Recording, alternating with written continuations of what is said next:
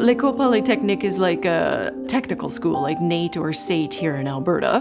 What happened is on December 6th, a guy who had applied and not gotten in for various reasons decided that it was the fault of women. And so he entered l'École Polytechnique. He went into various classrooms, from my understanding, and he separated the men from the women. And he told the men to leave, and then he started shooting women. When everything was over, 14 women were dead, and innumerable women and men were injured. And the police were able to get in, and he ultimately lost his life that day. But he achieved, I guess, what he wanted to achieve. He wanted to kill what he classed as feminists.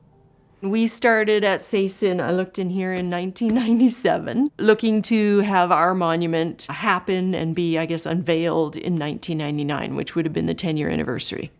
There were monuments coming up or being erected across the country by then. We put out a call for artists, letting them know what we were looking for, that it needed to be something that could be outdoor. It was not meant to be an indoor monument. And the committee looked at all the submissions and decided which one we liked the best. Michele Mitchell. Vision of Hope consisted of 3 different sculptures. One is despair, one is grief, and the other one is hope.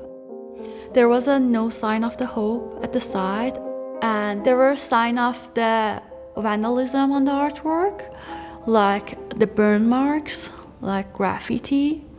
And the scheme code was so fragile, and we had hairline crack, and so the overall condition was not good at all.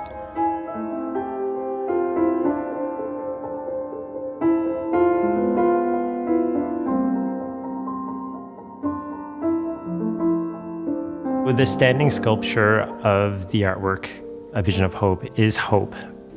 So when we got that sculpture, it was in maybe 10 to 12 different pieces. Some pieces were large, some were fairly small.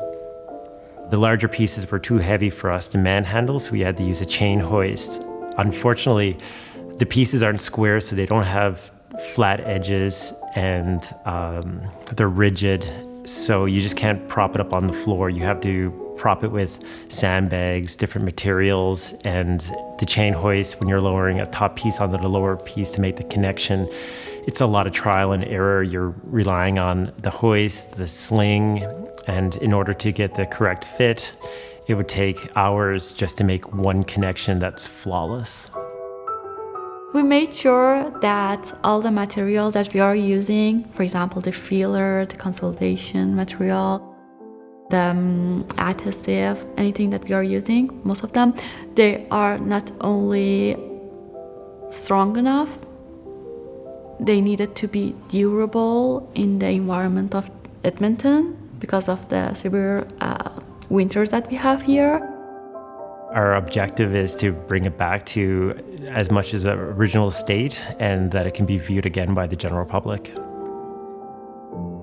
For me, the hopefulness is that the Edmonton Arts Council is now involved, because they are actually very interested, which is like, what? It seems a little strange with this monument that someone's very interested in it. I feel like they're real allies for myself and, the one other committee member that, is stuck kind of with it. Dealing with violence against women and sexism is an ongoing issue, but I think anything systemic like that, we live in a patriarchy, is a long-term conversation, and I do feel we've made progress.